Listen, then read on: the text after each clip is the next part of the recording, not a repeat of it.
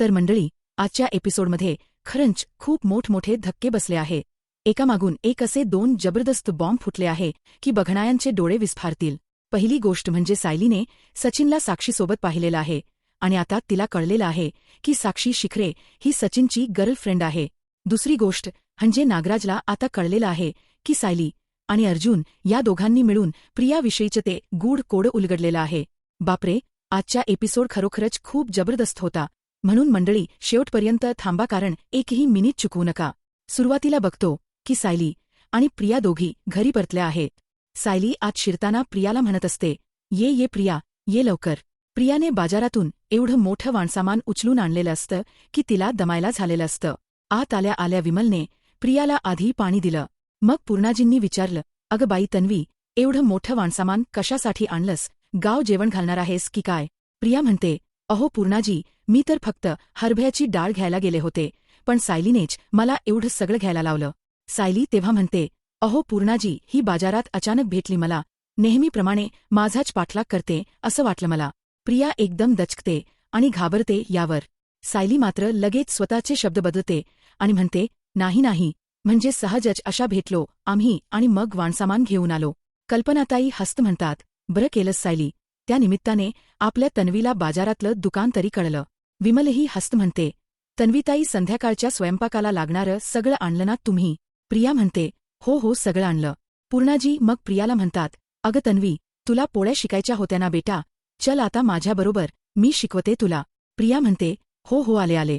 सायली लगेच म्हणते, मी निघते आई. प्रिया पटकन उभी राहते आणि म्हणते, तू कुठे निघालीस? तुझं काम झालेलं होतं ना? पूर्णाजी मात्र लगेच प्रियाला समजावतात, बाहेर जाणाऱ्या माणसाला असं विचारायचं नसतं तन्वी, तू जेव्हा बाहेर जातेस तेव्हा आम्हाला सांगतेस का काही? त्यामुळे आता उगाच चौकशा कशाला करतेस? प्रिया सावरत म्हणते, नाही, तसं काही नाही पूर्णाजी, मी सहजच विचारलं. सायली मात्र शांतपणे म्हणते, माझं एक काम राहिलेलं होतं बाहेर, ते करून येते. आणि असं म्हणून सायली घराबाहेर पडते. मंडळी, सायलीने पुन्हा एकदा प्रियाला घरात अडकवलं आणि स्वतः बाहेर निसटली. आता सायली आणि अर्जुन त्या शाळेत पोहोचतात जिथे बबलीचा दाखला आहे. तिथे त्यांना ती महत्वाची माहिती मिळणार आहे. प्रिया मात्र घरात थांबलेली आहे आणि पूर्णाजी तिला पोळ्या शिकवायला बसवतात. पूर्णाजी म्हणतात, लवकर ये, शिकवते मी तुला पोळ्या. प्रियाला आता घरात थांबण्याशिवाय पर्यायच नाही. कल्पनाताई आणि विमल मनातून हसत असतात. आता सायली बाहेर आलेली असते आणि ती अर्जुनला फोन करते. म्हणते, हॅलो, अहो, मी निघाले, तुम्ही कुठे आहात? अर्जुन म्हणतो, मी किशनराव विद्यालयात जाऊन आलो, आता जानकी पाटील विद्यालयात चाललोय. सायली म्हणते, तिकडे का चाललात? अर्जुन म्हणतो, सगळं सांगतो, तू लवकर ये, लोकेशन पाठवतो तुला. सायली म्हणते, येतेच रिक्षाने. असं म्हणून सायलीने रिक्षा पकडली आणि ती त्या शाळेत पोहोचली. आता अर्जुन आणि सायली दोघे मिळून त्या शाळेत विचारतात की सोनाली सदाशिव लोखंडे आणि बबली सदाशिव लोखंडे यांचा दाखला दाखवा. शाळेतले कर्मचारी त्यांना तो दाखला दाखवतात आणि आता अर्जुन आणि सायलीला एकदम स्पष्ट झालं की ती बबली सदाशिव लोखंडेची मुलगी आहे. म्हणजेच जो फोटो इतके दिवस सायलीचा समजत होते तो खरा प्रियाचा होता. हे पाहून दोघेही एकदम शांत होतात, स्तब्ध होतात. सायली म्हणते, बापरे, बबलीचा फोटो पाहिला का? अर्जुन आणि सायली दोघेही एकदम सुन्न झालेले असतात. अर्जुनने लगेच शाळेतल्या माणसांची परवानगी घेऊन तो फोटो मोबाईलमध्ये काढून घेतला. सगळी माहिती, पत्ता, नाव सगळं व्यवस्थित तपासलं. त्यांना आता पूर्णपणे कळलेलं आहे की ही बबली म्हणजेच प्रिया सदाशिव लोखंडे, मैनावती लोखंडे आणि सदाशिवरावांची मुलगी आहे. हे सत्य ऐकल्यावर त्यांच्या मनात किती विचार आले असतील, जरा विचार करा मंडळी. आता इकडे प्रियाचा सीन दाखवतात. प्रिया पोळ्या लाटत असते, पण त्या पोळ्या नीट गोल होत नाहीयेत. प्रिया त्या पोळ्या हातात घेऊन निराश होऊन बघत असते. कल्पनाताई तिला म्हणतात, बाई तन्वी, तुझं नशीब चांगलं आहे की पूर्णाजींना अचानक मावशींकडे जावं लागलं. त्या असत्या तर त्यांनी नक्की बसून शिकवल्या असत्या तुला. या पोळ्या बनवतेयस की नकाशा काढतेयस?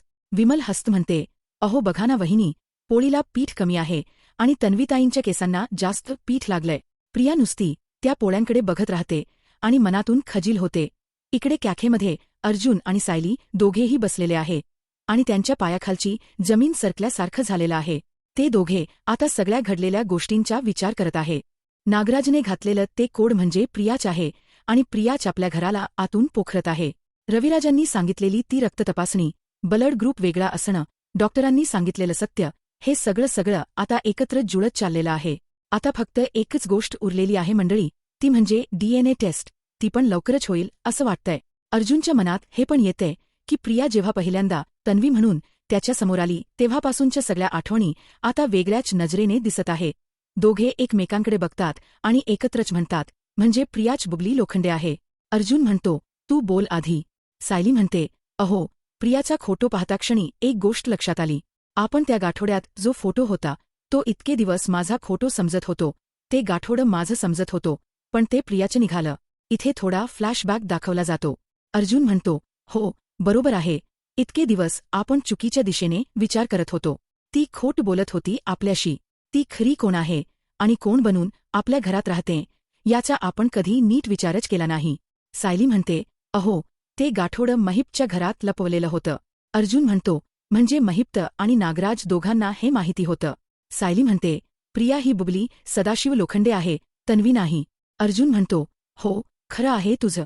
सायली मग म्हणते, अहो, आता त्या नागराजने घातलेल्या कोड्याचं उत्तर कळतं मला. जिथे मय सभा आहे, जिथे पाणी असून नसल्यासारखं आहे, म्हणजे प्रिया ही तन्वी आहे असं आपल्याला वाटत होतं, पण ती नाही. आपल्या प्रिय घराला पोखरणारं खरं सत्य हेच आहे की ही तन्वी किल्लेदार नसून ती बुबली सदाशिव लोखंडे आहे. बापरे, अर्जुन म्हणतो, म्हणजे नागराज आणि महिप्त या दोघांनी मिळून सुभेदारांसाठी खूप मोठी कट रचलेली आहे. सायली, ही खूप मोठी कट आहे, 22 ते 25 वर्षांपासून चालत आलेली. सायली म्हणते, अहो पण बघा ना, नागराजने महिप्तसोबत मिळून रविराज काकांना मारण्याचा बेत 22 वर्षांपूर्वी आखलेला होता. पण प्रिया तेव्हा लहान असेल, ती आश्रमातही नसावी. तर प्रियाने हे सगळं का केलं? ती अचानक तन्वी बनून आपल्या समोर का आली? हे आपल्याला कळायला हवं. अर्जुन म्हणतो, चल सायली, घरी जाऊ आणि तिला थेट जाब विचारू, तिने का केलं हे सगळं, तिला आता उत्तर द्यायलाच हो. असं म्हणून अर्जुन ती गरम कॉफी घाईघाईत प्यायला लागतो आणि जिभेला चटका बसतो, हातालाही थोडं भाजतं. सायली पटकन त्याला थंड पाणी देते आणि म्हणते, किती वेंधळेपणा करताय अहो, किती घाई करताय. घाईने नुकसानच होतं बघा. कॉफी प्यायला घाई केली आणि प्रियाला जाब विचारायचीही घाई करताय. अर्जुन म्हणतो, सायली, आपल्याला एवढे पुरावे मिळालेत प्रियाच्या विरोधात आणि तू म्हणतेस की विचारायचं पण नाही. सायली म्हणते, हो बघा, आपल्याला जे कळलं त्यावरून आपण अंदाज बांधतोय की प्रिया खरी तन्वी नाही, पण आपल्याकडे काय ठोस पुरावा आहे याचा? ते गाठोडं प्रियाचं नाही हेही सिद्ध करावं लागेल. आपल्या हातात जेव्हा सगळे पुरावे येतील तेव्हाच सगळ्यांना सांगू शकू की ती प्रिया तन्वी नाहीये. असं सहज सांगता येणार नाही हे. अर्जुन म्हणतो, बरोबर आहे तुझं सायली, घरातल्या सगळ्यांच्या तन्वीबद्दलच्या भावना काय आहे हे मला कळतंय. सायली म्हणते, आपण जेव्हा हे सत्य सगळ्यांसमोर आणू तेव्हा कोणाच्याही मनात शंका राहायला नको. प्रियाला वेळेआधी हे कळायला नको. जर तिला कळलं तर ती कोणाच्याही जीव घ्यायला कमी करणार नाही. हा धोका आपण पत्करू शकत नाही. अर्जुन म्हणतो, बरोबर आहे तुझं सायली, माझं मन सांगतंय की तिला सगळ्यांसमोर खरं खरं सांगायचं आणि घराबाहेर हाकलून द्यायचं, पण माझा मेंदू सांगतोय की तू जे बोलतेस ते बरोबरच आहे. तुझं पटतंय मला. सायली म्हणते, अहो बायको नेहमी बरोबरच बोलत असते. आता ती कॉफी प्या पण फुंकर मारून, सावकाश. अर्जुन म्हणतो, बरं बाबा बायको. हे दोघे आता कॉफी पितात आणि घरी जायला निघतात. मंडळी, मध्ये एक महत्वाचा सीन दाखवला आहे. मैना आणि प्रियाचा एक छोटासा पण खूप धमाकेदार सीन आहे. प्रिया घरात पोळ्या लाटत असते आणि काल मैनाला कॉल केला होता. मैनाने फोन उचलला नव्हता, तर मैना शेजारच्या बाईच्या मोबाईलवरून प्रियाला फोन करते. प्रिया तो फोन स्पीकरवर ठेवते. तिकडून मैना उत्साहाने म्हणते, अगं बुबले बुबले, मी बोलते. तुझी आई कल्पनाताई आणि विमल दोघी जागीच थांबतात आणि प्रियाकडे बघायला लागतात. प्रिया आतून दचकते पण वरून शांत राहते. मैना म्हणत असते, अगं माझ्या फोनमधला बॅलन्स संपला म्हणून शेजारच्या वहिनींचा फोन घेतला तुला फोन करायला. प्रिया शांतपणे म्हणते, कोण बोलते? मैना म्हणते, अगं तुझीच आई बोलते ना. प्रिया म्हणते, रॉंग नंबर, कुठला नंबर हवाय तुम्हाला? मैना म्हणते, अगं माझ्या बबलीचाच नंबर हवाय.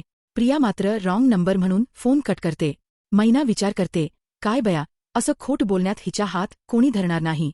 प्रिया कल्पनाताईंना म्हणते, रॉंग नंबर होता. किती रॉंग नंबर येतात आजकाल असं म्हणून आत निघून जाते. कल्पनाताई विमलला म्हणतात, काय विमल, तो आवाज ओळखीचा वाटत होता ना? विमल म्हणते, हो ना वहिनी, कोणाचा आहे ते नाही कळलं, पण ऐकल्यासारखा वाटतोय. कल्पनाताई म्हणतात, पण रॉंग नंबर म्हणून तन्वीने फोन का ठेवला असेल? म्हणजे कल्पनाताईंना थोडीशी शंका आलेली आहे मंडळी. पुन्हा अर्जुन सायलीचा सीन. अर्जुन सायलीला म्हणतो, सगळ्या बाजूने आता पुरावे हाती घ्यायचे. तेवढ्यात प्रतिमा आत्याचा फोन येतो. अर्जुन म्हणतो, स्पीकरवर टाक. सायली म्हणते, बोला प्रतिमा आत्या. प्रतिमा आत्या म्हणतात, सायली अगं, मला तन्वीबद्दल काहीतरी बोलायचं होतं. अर्जुन आणि सायली दोघेही सावध होतात. सायली म्हणते, आत्या, प्रियाबद्दल बोला ना.